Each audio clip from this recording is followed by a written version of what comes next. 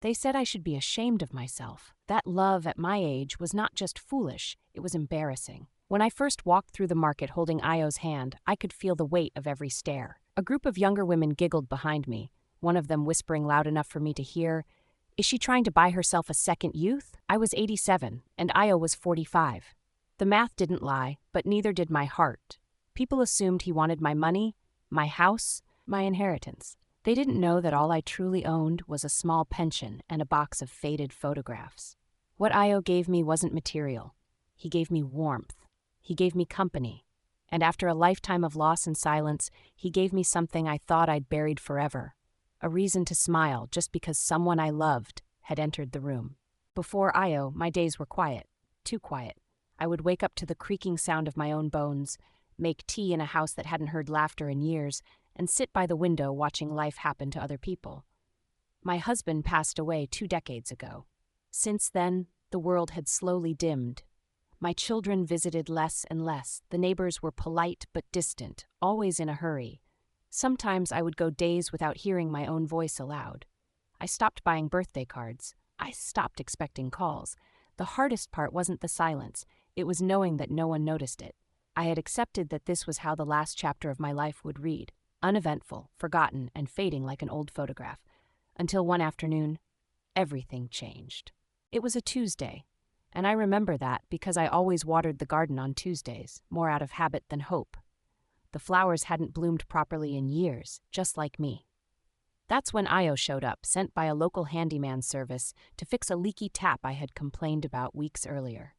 He was tall, soft-spoken, with kind eyes and a quiet confidence that didn't need to announce itself. While he worked, we talked about the weather, the noisy rooster next door, the lemon tree that refused to grow. It wasn't much, but it was the longest conversation I'd had with someone in months. When he left, he smiled and said, "See you next week, Mama. I'll come check the rest of the pipes." I didn't expect him to return. But he did, every week. Not because the house was falling apart, but because he noticed I was. And somehow, without ever saying it aloud, he decided I was worth rebuilding. At first, I told myself it was just kindness. Io would sit with me after his work, sipping ginger tea and telling stories about his childhood in Ibadan, how he used to sneak mangoes from his neighbor's tree, how his mother sang while cooking. I found myself laughing again, sometimes even forgetting how old I was. One day, he brought me a small speaker and played music from the 1960s. "I want to hear how you used to dance," he said, grinning. And so I did. Slowly, carefully, my stiff joints complaining, but my spirit soaring. We danced in my narrow kitchen, bumping into chairs and laughing like teenagers.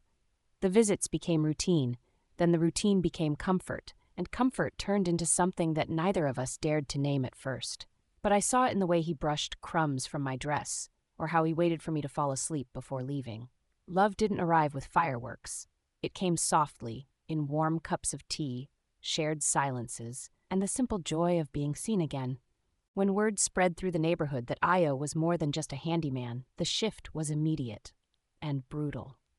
One morning, I stepped out to buy bread, and the woman who used to greet me every Sunday at church turned her back like I was a stranger. Another sent her teenage daughter over with a Bible and a whisper, "You still have time to repent." Some thought I'd gone senile. Others accused Io of being a predator, feeding off my loneliness. Even my own son called, not to ask how I was, but to ask if Io had access to my bank account. The sting wasn't just in their words, it was in their disbelief that I could still feel love, want companionship, or choose someone who made me feel alive. For the first time in a long time, I questioned myself. I lay awake at night, wondering if maybe they were right. Maybe I had confused gratitude for affection.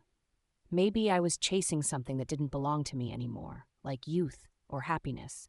But then Io would walk in the next day with plantain chips and a crooked smile, and all that doubt would melt away like sugar in hot tea. Io had always been gentle with his words, but one Sunday after church, something inside him shifted. We had walked home in silence after yet another round of stares and whispers. That evening, he asked if I would sit outside with him. I was hesitant. The street was full of people, and I knew what their eyes would say. But I followed him. He stood there in front of neighbors, churchgoers, and passers-by, and said, "I know some of you think I'm here for something. No, you're right. I came here for something, for someone, and I found her." His voice didn't tremble. She listens to me, she sees me, and she gives more love than most people half her age know how to. If that makes you uncomfortable, I'm sorry, but I won't apologize for choosing her. I won't hide her. There was a long silence, no applause, no cheers, but also, for the first time, no insults. Just silence, respectful, heavy. The kind that says, maybe we've been wrong. And that was more than enough for me. Change came quietly, like the first drops of rain after a long drought. It started with a little girl from next door. Her name was Blessing. One afternoon, she showed up at our gate holding a drawing. Two figures, hand in hand, surrounded by hearts and sunshine. "This is you and Uncle Io," she said shyly, her eyes shining with innocence. She didn't see the age difference or hear the whispers. She just saw two people who made each other happy. When the neighbors saw the drawing taped to my door, something shifted. Conversations grew softer. Smiles returned. Even my son, after seeing how alive I had become, called to say he wanted to visit more often. It wasn't a grand gesture or a dramatic apology. It was the simple honesty of a child that began to mend the cracks in the walls built by judgment. And with each small step, the world around us started to feel a little less cold. Slowly, the neighborhood began to change. The once cold greetings turned into nods and smiles. The shopkeeper who used to avoid eye contact now asked about my health and brought extra yams when I visited. Children waved at me on the street instead of whispering. Even some of the older ladies who had been most vocal against us began to soften, offering quiet blessings from across the road. My family, too, started to come around, not all at once, but one by one, drawn by the light Io had brought back into my life. It was as if the community was learning to see beyond the wrinkles and the years, recognizing instead the joy that radiated from a heart that had been given a second chance. For the first time in decades, I felt like I belonged, not because of who I was supposed to be, but because of who I had become. The wedding wasn't the grand affair some might expect.